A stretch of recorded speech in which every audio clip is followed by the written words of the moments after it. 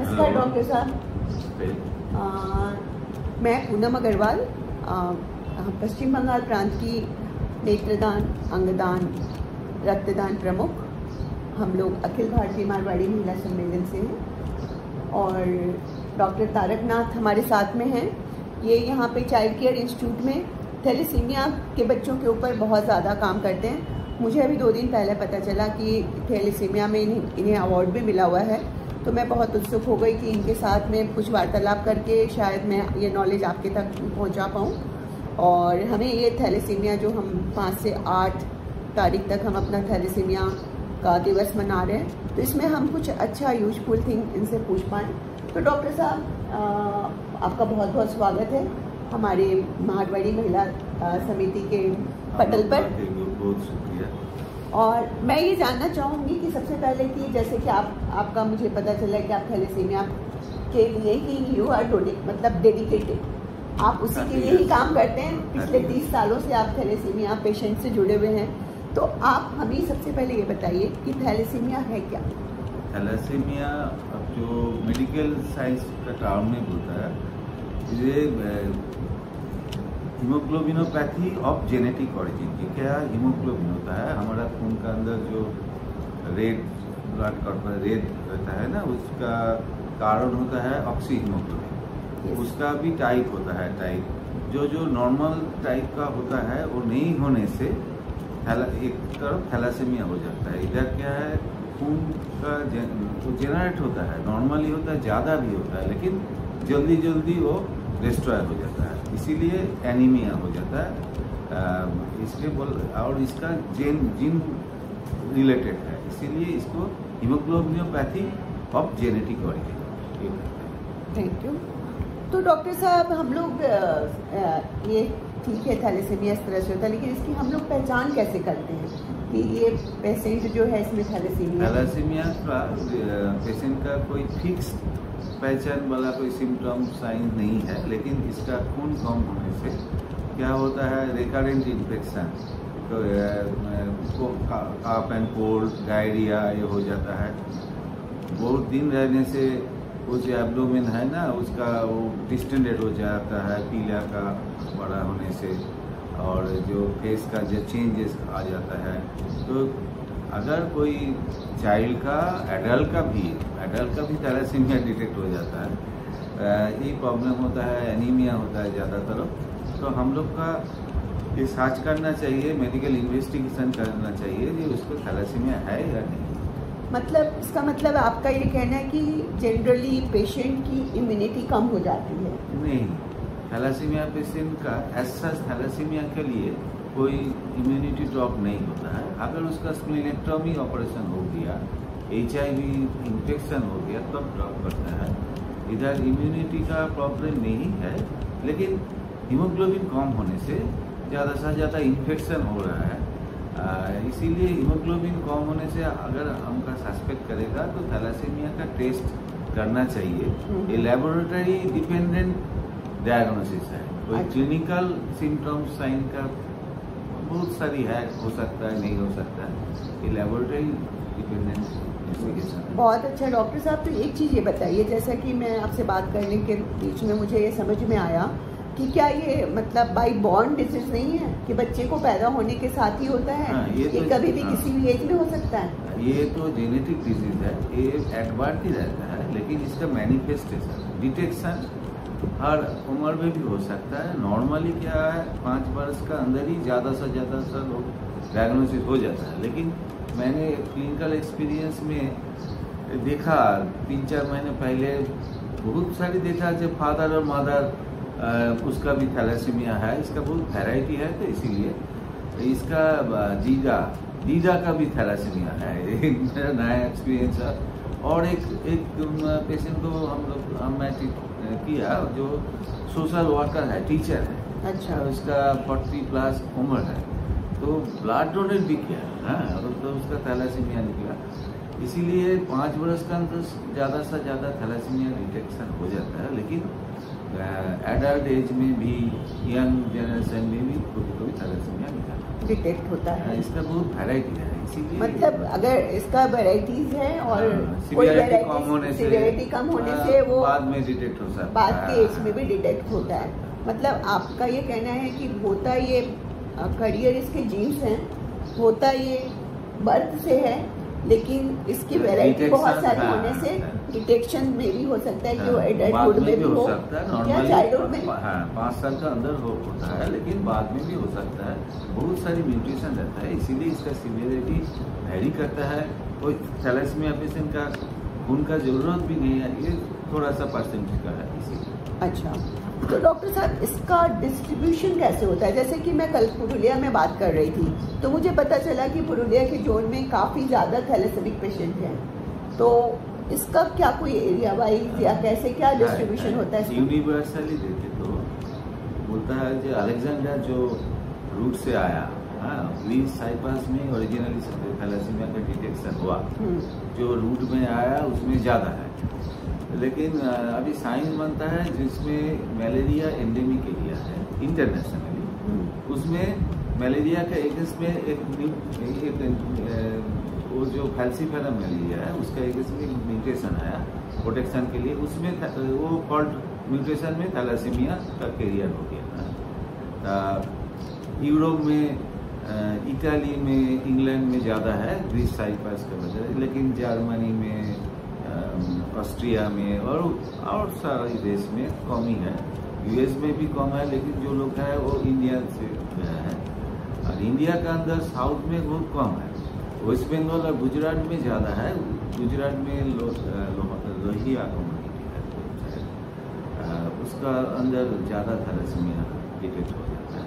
इसीलिए universally nationally इसका distribution equal नहीं है, कोई एरिया में ज़्यादा होता है। तो कोई ऐसा कोई कॉज है या कोई इन्वायरमेंट कॉज है या कोई ऐसा है, या फिर कोई सपोज कोई फैमिली वाइज आ रहा है, ऐसा कैसे ये डिस्ट्रीब्यूशन मतलब किस बेसिस पे होता है? एक जो साइंस का मुताबिक जो इस एरिया में फैल्सीफेरम मलेरिया ज़्यादा होता है, उसमें थैलेसीमिया का प्रीवेलेंस ज़्यादा है। अच्छा, मैं पहले ही बताया फैल्सीफेरम मलेरिया का एगेंस्ट में एक म्यूटेशन हुआ, उसका फॉल्ट म्यूटेशन होने से थैलेसीमिया कैरियर होता है। इंडिया का भी ये तो मालूम नहीं, लेकिन साउथ में बहुत कम था। गुजरात में और वेस्ट बंगाल में थैलेसीमिया का इंसिडेंट बहुत ज़्यादा है। अच्छा, इसी तो डॉक्टर साहब हमारे तो जैसे आप बोल रहे हैं बंगाल में बहुत ज़्यादा केसेस हैं, तो हम लोग इसकी रोकथाम के लिए क्या कदम उठाते हैं? थैलेसीमिया क्या है, अभी तक इस मोमेंट तक 100% क्यूरेबल नहीं है। थोड़ा दो एक टेक्नोलॉजी है उसमें हो सकता है, लेकिन in general not curable, but it is 100% preventive. हम थैलेसीमिया को रोक सकते हैं।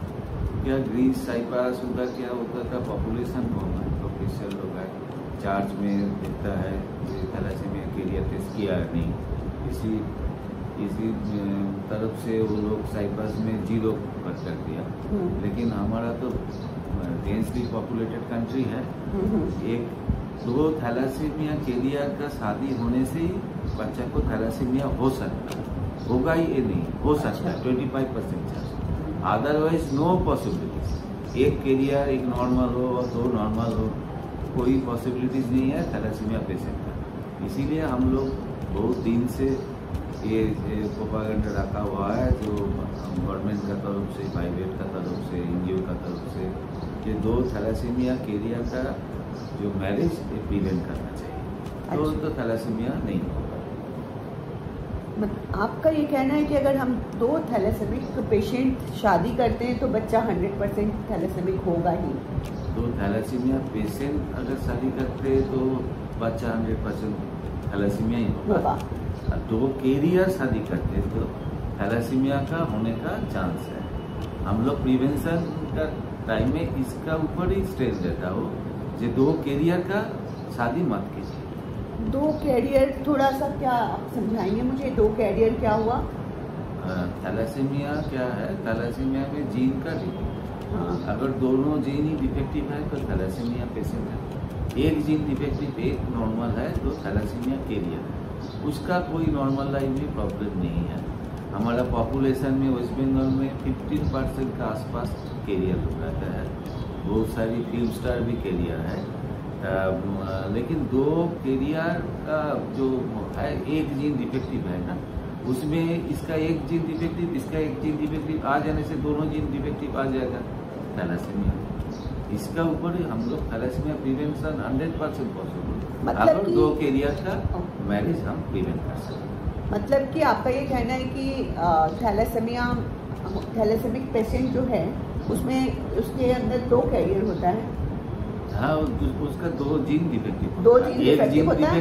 अगर उसका एक जीन डिफेक्टिव हो तो कैरियर हो गया, नॉर्मल लाइफ लीड करता है, नॉर्मल लाइफ लीड करता है। और इम्पोर्टेंस यही है कि प्रिवेंशन का टाइम में दोनों कैरियर का शादी मत कीजिए, इसमें थैलेसीमिया का चांस है, अदरवाइज कोई चांस नहीं। 2 कैरियर को भी शादी नहीं करनी चाहिए, 2 कैरियर का शादी नहीं करना चाहिए। 2 थैलेसेमिक पेशेंट का तो नहीं करना चाहिए।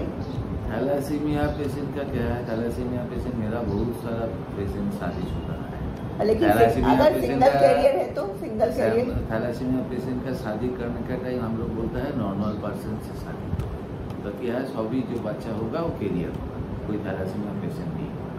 लेकिन कैरियर का वो शादी करेगा तो 50% चांस है थैलेसीमिया होगा, और थैलेसीमिया पेशेंट का करेगा तो 100%। तो थैलेसीमिया का पहले जो सबसे पहले हम डिटेक्ट करते हैं उसको, तो उसके लिए कोई स्पेशल टेस्ट है? हाँ, पहले था हीमोग्लोबिन इलेक्ट्रोफोरेसिस, अभी और मॉडर्न टेक्नोलॉजी हो गया ये हीमोग्लोबिन HPLC।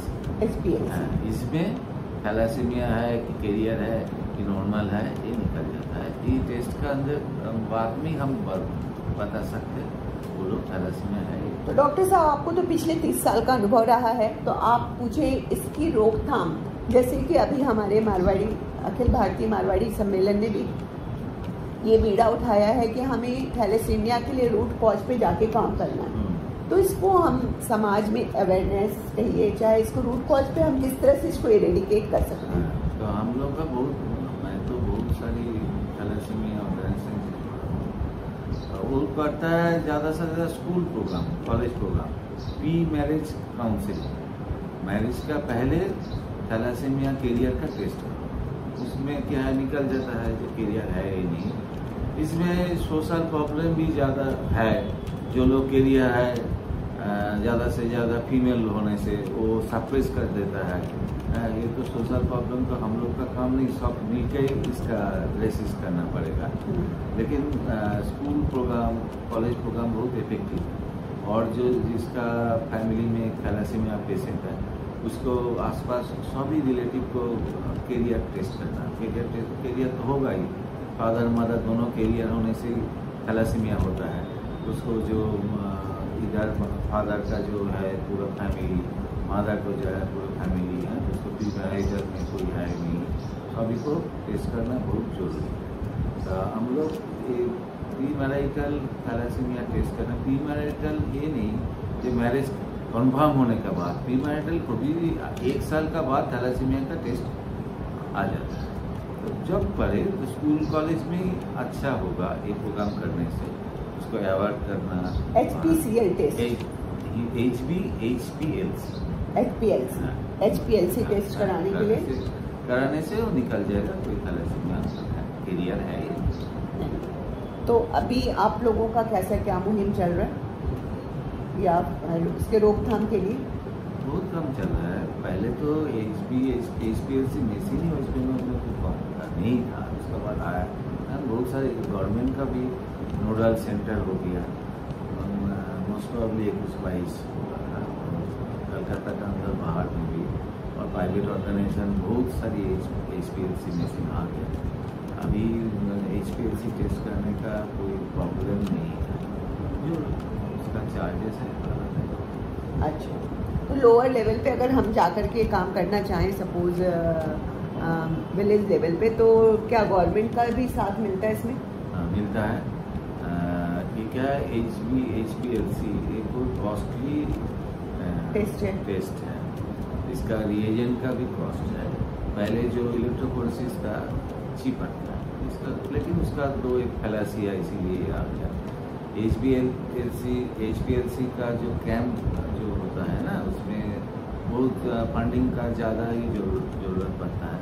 तो गवर्नमेंट लोग क्या है, उसका जो नोडल सेंटर है उसका कम्युनिकेशन करके वो लोग एक ग्रेड देता है, वो लोग सैंपल भी ले लेता है मुफ्त में और मिनिमम चार्ज में, थोड़ा सा वो ओरिएंट भी करता है। प्राइवेट जगह प्राइवेट में आप कर सकता है, लेकिन प्राइवेट लोगों का तो रिएजेंट का कॉस्ट तो देना पड़ता है ना, इसीलिए गवर्नमेंट के क्या कॉस्ट लगता है ये, मतलब गवर्नमेंट के थ्रू अगर कराते हैं तो?